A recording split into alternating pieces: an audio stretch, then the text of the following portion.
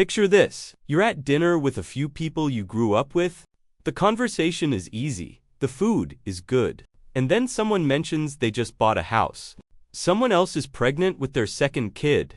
Another one just got promoted. And you're sitting there with a drink in your hand, nodding, smiling, saying the right things. But underneath all of that, underneath the smile and the small talk, there's this low hum, this quiet, shapeless feeling that something is wrong. Not wrong with them. Wrong with you. Like everyone got a map you were never handed. And the strangest part, you can't even explain what you're behind on. You just feel it.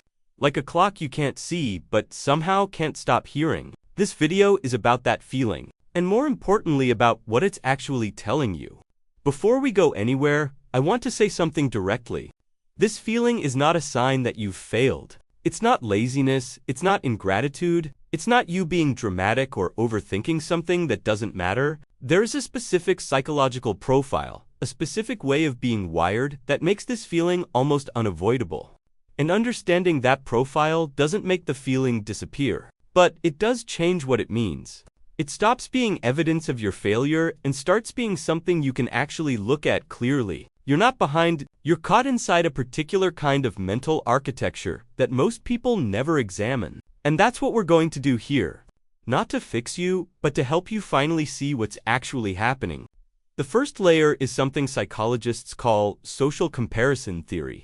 Leon Festinger introduced it in the 1950s. And the core idea is simple. Humans don't evaluate their lives in absolute terms. We evaluate them relationally. We look sideways at what other people have, where they are, what they've built. This is deeply wired. It evolved because for most of human history, knowing where you stood relative to your group was survival information. Falling behind socially meant real danger. So your brain never stopped running that calculation, it just moved it online. But here's the problem. That same mechanism built for small tribes where you knew everyone is now running inside a world of infinite comparison. You're not just comparing yourself to the 6 people at dinner. You're comparing yourself to every person you follow, every success story that floats into your feed. Tell me if this is you. You scroll past someone's announcement, feel a sharp pang of something you can't quite name, put the phone down, pick it back up 30 seconds later.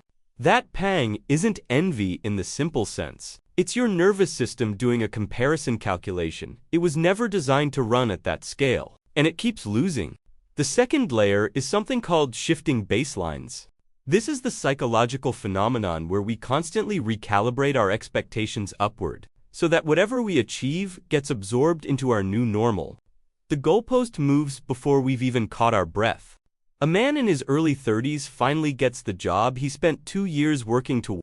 For about 3 weeks, it feels like enough. Then, he starts noticing what the next level looks like.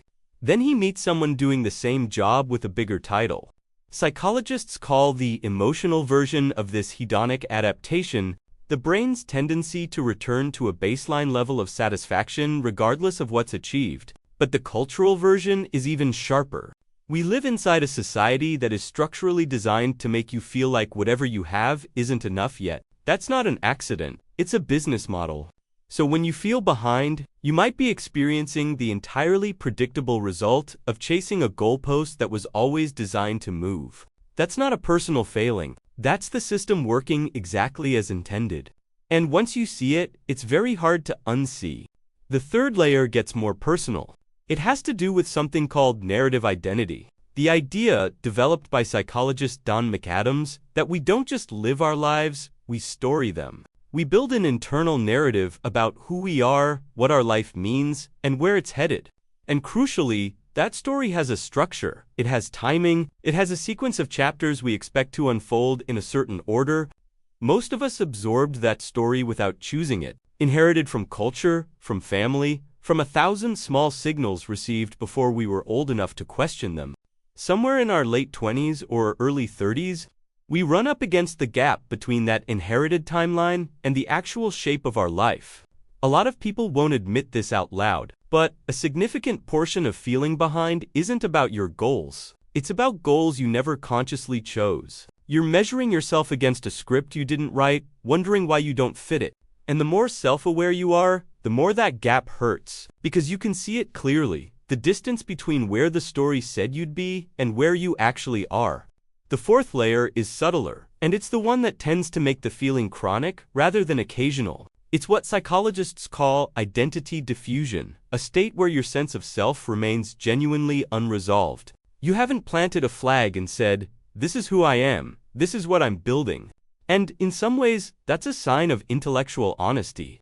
You haven't pretended to have it figured out when you don't. But the cost of that honesty is a particular kind of ambient anxiety, the feeling of being mid-sentence in a story you haven't found the right words for yet. Most of the people you compare yourself to haven't solved this. They've suppressed it. They chose a lane, not because it was right, but because having a lane felt better than the vertigo of not having one. You can see it sometimes. If you look closely enough, behind the house and the title and the carefully curated photos, there's someone who also isn't sure. They've just made a different peace with the uncertainty. And here's the part nobody says out loud. The feeling of being behind is often strongest not in people who've done nothing. You've tried things, you've moved toward things, you've started and pivoted and rebuilt. And that accumulation of effort, without a clear narrative of arrival, can feel indistinguishable from failure, even when it isn't, especially when it isn't. Now, here's the hard part, because everything said so far has been framed gently, and it should be. Because these are real psychological patterns that deserve to be understood without shame. But it would be a disservice to stop there. The hidden cost of this particular way of being wired is paralysis. When you're constantly measuring yourself against a moving external standard, when your identity remains fluid, when your internal story doesn't have a clear through line, making decisions becomes genuinely exhausting. Every choice feels like a statement about who you are. Every path you don't take feels like a door closing. Psychologists talk about the sunk cost fallacy, the way we stay in situations longer than we should because we've already invested time or identity in them. But there's an inverse version that's less discussed. Opportunity cost, anxiety. The fear of committing to anything because committing means giving up everything else you might have been. And the people most vulnerable to that anxiety are often the ones with the widest sense of possibility. Intelligent, sensitive, imaginative people who can see many versions of their own future. But the same mind that can envision the best possible version of your life can also generate an endless list of ways you haven't become it yet. If you've ever felt this, you'll recognize it, the way a single conversation about someone else's success can quietly derail an entire afternoon. Not because you're not happy for them, but because your brain immediately ran the comparison, found itself wanting, and started calculating the distance. That distance is not real, but it costs real energy to keep measuring it. So, where does that leave you? Not with a 5-step plan, not with a reframe that makes it all okay. Just with this. The feeling of being behind is not a verdict, it's a symptom. It's what happens when a sensitive, self-aware mind is dropped into a world specifically designed to make it feel insufficient, and responds by turning that external pressure inward. You are not late. There is no universal schedule. The people who seem ahead are navigating their own versions of this, or they've traded the anxiety of uncertainty for the quieter anxiety of having chosen too soon. You are in the middle of something, not at the end of something, not behind something. In the middle, and the middle is uncomfortable precisely because it's real, because you haven't resolved it into a story yet, and a part of you refuses to resolve it cheaply. That part of you is not the problem. That's the part of you that's still paying attention. And that matters more than any timeline ever could. Click to subscribe. You'll understand why.